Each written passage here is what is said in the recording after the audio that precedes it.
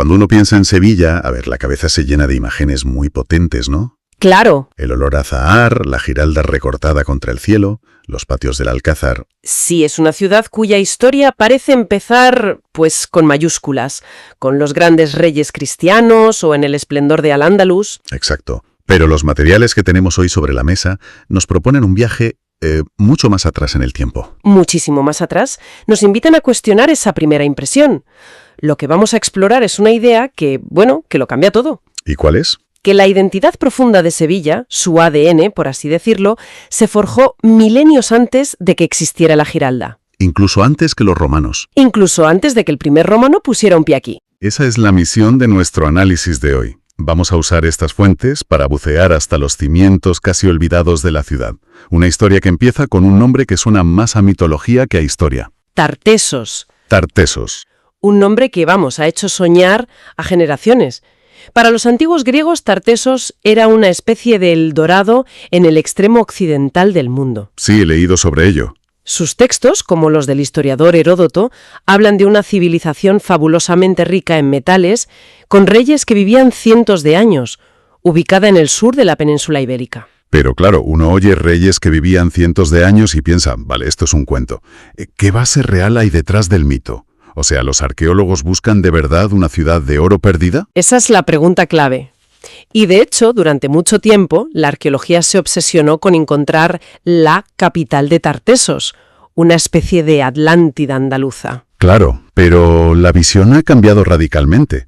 Hoy, la mayoría de los investigadores no creen que Tartessos fuera una única ciudad-estado, sino algo mucho más complejo y, francamente, más interesante. Pues me admito un poco decepcionado. La idea de encontrar una ciudad perdida es muy potente. ¿Qué significa que es más interesante? Significa que la realidad era económicamente más potente que el mito. No debemos pensar en una sola capital, sino en una cultura. Ah, vale. Una red de asentamientos y centros de poder a lo largo del Valle Bajo del Guadalquivir, que compartían una identidad y sobre todo un negocio. El negocio de los metales. Exacto. El mito de la riqueza no era una invención, era la forma que tenían los griegos de describir una potencia económica real que controlaba el acceso a las minas de plata y cobre del interior. Entendido. Lo que es innegable es que esta región era un centro de comercio internacional de primer orden hace casi 3000 años. Entiendo. O sea, el tesoro no era una ciudad de oro, sino una red comercial increíblemente lucrativa. Y si hablamos de comercio en esta zona, supongo que hay un protagonista geográfico inevitable que lo explica todo. Totalmente. Y es el elemento que define no solo esta época, sino toda la historia de Sevilla hasta hoy. El río. El río Guadalquivir. Es imposible entender la ciudad sin entender su río. ¿Pero por qué aquí exactamente? El Valle del Guadalquivir es enorme. ¿Qué tenía este punto concreto que no tuvieran otros 100 kilómetros río arriba o abajo para convertirse en el epicentro de todo? Esa es la pregunta del millón. Y la respuesta es que este enclave era una especie de puerto perfecto natural en la antigüedad. ¿Un puerto perfecto? Sí. El Guadalquivir no era como lo vemos hoy, canalizado y más estrecho. Era un estuario mucho más amplio, una autopista de agua salada que se adentraba en el corazón de una tierra riquísima en recursos. Claro. Los barcos de mar, los barcos fenicios, por ejemplo, podían navegar hasta aquí sin problemas, cargando y descargando mercancías en un punto seguro, protegido de las tormentas del Atlántico, pero con acceso directo a él. Una autopista. Me gusta esa analogía. Y de doble sentido, imagino. Exacto. No solo servía para sacar los metales y productos agrícolas de la península hacia el Mediterráneo. Claro, también era la puerta de entrada. También era la puerta de entrada para productos de lujo, ideas, tecnologías y gentes de todo el mundo conocido. Mucho antes de Roma, por aquí ya se movían cerámicas griegas, marfiles de Siria, huevos de avestruz del norte de África. Alucinante. Este lugar era un nodo global de la Edad del Hierro. Increíble. Tenemos un hub logístico internacional funcionando a pleno rendimiento, con fenicios y locales haciendo negocios. Me imagino que un lugar tan estratégico y con tanto movimiento no podía pasar desapercibido para la superpotencia que empezaba a dominar el Mediterráneo. No podía, y no lo hizo. Para Roma, que era pragmatismo en estado puro, este lugar era una joya esperando ser pulida. Claro, ellos no eran de mitos, eran de hechos. Totalmente. Cuando llegan no tienen que inventar nada, solo potenciar lo que ya existía, a una escala inimaginable. Y lo primero que hacen es darle un nombre que ya nos suena mucho más. Hispalis. Hispalis. Y Roma, con su visión de ingenieros y administradores, ve el potencial logístico y lo eleva a la máxima potencia, a una escala imperial. Para Roma, Hispalis se convierte en el puerto interior clave de su provincia más rentable en toda España, la Bética. La Bética. La hemos oído nombrar 1000 veces, pero ¿qué significaba realmente en el contexto del imperio? La Bética era la California del Imperio Romano, la provincia más rica, más romanizada y productiva de la península. Y su gran tesoro no era tanto el oro. No, sino lo que los romanos llamaban oro líquido. El aceite de oliva. El aceite de oliva. La Bética era el mayor productor y exportador de aceite de todo el imperio, una producción a escala industrial. Y todo ese aceite tenía que salir por algún sitio. Y ese sitio era Hispalis, el gran embudo que canalizaba toda esa riqueza hacia el corazón del imperio. Precisamente, si el Guadalquivir era la autopista, Hispalis era el área de servicio, el centro de distribución y el puerto de embarque. Y tenemos una prueba física, casi abrumadora, de esto en la propia Roma. En Roma. ¿Cómo?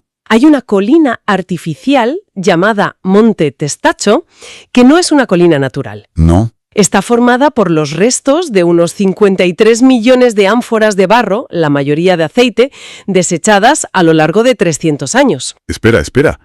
¿Una colina hecha de basura? Una colina hecha con los envases de la época. Y los arqueólogos, al estudiar los sellos de esas ánforas, han descubierto que un porcentaje gigantesco, más del 80%, proviene de la Bética. Esa imagen es brutal. Pensar que en Roma hay una colina artificial hecha con las vasijas de aceite que salían de aquí. Es que te da la dimensión exacta. Es como si en el futuro descubrieran una montaña en Marte hecha con todas las cajas de Amazon que hemos pedido. Te da una idea de la escala industrial que manejaban. Totalmente. Cada uno de esos trozos de cerámica es un testigo del viaje que empezaba aquí, en los muelles de Hispalis. El aceite que iluminaba las noches de Roma, que se usaba en las termas y en la cocina de la capital del mundo. Salía de aquí. Salía de este puerto. Hispalis era una pieza fundamental en la maquinaria económica del imperio. Vale, el papel estratégico y económico queda clarísimo. Pero quiero ir más allá. ¿Cómo era vivir allí? Si pudiéramos caminar por las calles de Hispalis, ¿qué veríamos? ¿Qué oleríamos? ¿Era solo un puerto industrial o una ciudad de verdad? Absolutamente. Y no hay que imaginarla como un simple campamento militar. Era una ciudad vibrante y rica. Las excavaciones nos han mostrado que seguía el modelo de una urbe romana importante. O sea, muralla, calles empedradas, un foro. Eso es. Templos. Pero lo interesante está en los detalles. ¿Qué detalles? Por ejemplo, las excavaciones bajo las setas de la Encarnación nos han mostrado casas privadas con mosaicos de una calidad increíble. ¿Ah, sí? Eso nos habla de familias muy ricas, de comerciantes y terratenientes que vivían con un lujo comparable al de cualquier otra ciudad del imperio. No era solo un sitio de paso. Para nada. Y no solo eso.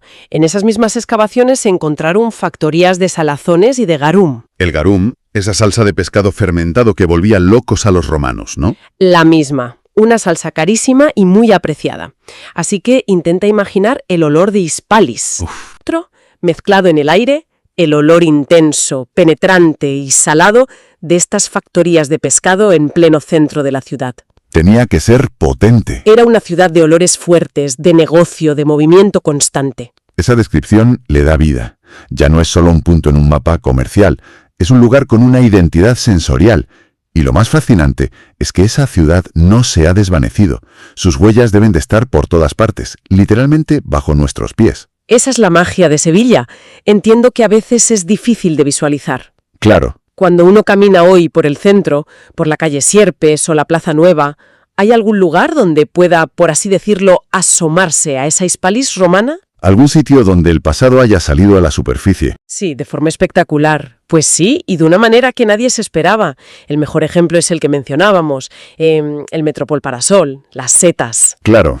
Cuando empezaron a excavar para los cimientos de una de las estructuras más vanguardistas de la ciudad, se toparon de bruces con un barrio entero de la Hispalis romana y la Hispirilla musulmana. Es la metáfora perfecta de cómo funciona esta ciudad. Totalmente. Es que es como un palimpsesto. ¿Sabes lo que es? Un manuscrito antiguo que se raspaba para escribir un nuevo texto encima. Pero las marcas del anterior nunca desaparecían del todo. Y Sevilla es eso. Sevilla es eso. No es una ciudad que borra su pasado, es una que escribe encima. La ciudad moderna está escrita sobre la cristiana, que a su vez está sobre la musulmana, la visigoda y la romana. Cada capa está ahí. Y a veces, como con las setas, una obra moderna raspa la superficie y nos deja ver las letras del texto antiguo que hay debajo. También están los caños de Carmona, el acueducto, ¿no? Otro gran ejemplo. Aunque lo que vemos hoy es mayormente una reconstrucción medieval y posterior, su función y su trazado original para traer agua a la ciudad son romanos. O las propias murallas. O incluso las propias murallas. En algunos tramos de las murallas que rodean el casco histórico, si te fijas en la base, en los cimientos, verás un tipo de construcción diferente. Esa es la base romana. Es la base romana, sobre la que musulmanes y cristianos fueron construyendo después. Es una continuidad asombrosa, porque el Imperio Romano de Occidente cayó, hubo crisis, invasiones, Hispalis, como parte de ese imperio, debería haber decaído, haberse convertido en una ruina, y sin embargo no lo hizo. No, siguió latiendo. Porque su razón de ser, su ventaja competitiva fundamental, seguía intacta. El imperio se desmoronó, pero el río seguía fluyendo hacia el mar. La tierra seguía siendo fértil. La tierra seguía siendo increíblemente fértil y la posición geográfica seguía siendo un cruce de caminos privilegiado. O sea que los que vinieron después, los vándalos, los visigodos y más tarde los musulmanes que la convirtieron en la gran Isbilia, todos vieron lo mismo. Exactamente lo mismo. Todos, al llegar aquí, encontraron algo irresistible. Una oportunidad. Encontraron una infraestructura natural, una máquina de generar riqueza que estaba ahí, disponible. Podían cambiarle el nombre, construir mezquitas en lugar de templos o iglesias en lugar de mezquitas, pero la lógica económica y estratégica del lugar era tan poderosa que aseguraba la supervivencia y la importancia de la ciudad sin importar quién la gobernara. Entonces, si lo resumimos todo, la idea principal que extraemos de estas fuentes es que Sevilla no es una creación de un solo momento, ni de los romanos ni de los musulmanes. Es el resultado de miles de años de historia acumulada. Exacto. Donde cada cultura aprovechó unas ventajas geográficas que estaban ahí desde el principio de los tiempos. Es la definición perfecta. Es una entidad viva, que evoluciona, que cambia de piel, de nombre y de religión, pero que mantiene una esencia, un código genético que viene determinado por el propio lugar que ocupa. La geografía como escenario. La geografía es el escenario permanente, y las diferentes culturas son los actores que a lo largo de los siglos van interpretando su papel sobre él. Y eso nos deja con una pregunta final. Algo para darle una vuelta. Si la geografía, un río y un trozo de tierra fértil fueron tan decisivos para forjar el destino de este lugar durante milenios, determinando su vocación de puerto y nudo comercial mucho antes de que las grandes culturas dejaran su huella, Sí. ¿hasta qué punto la identidad fundamental de cualquier gran ciudad está ya predeterminada por su ubicación física, incluso antes de que los humanos lleguemos para construir nuestros imperios y nuestras historias sobre ella?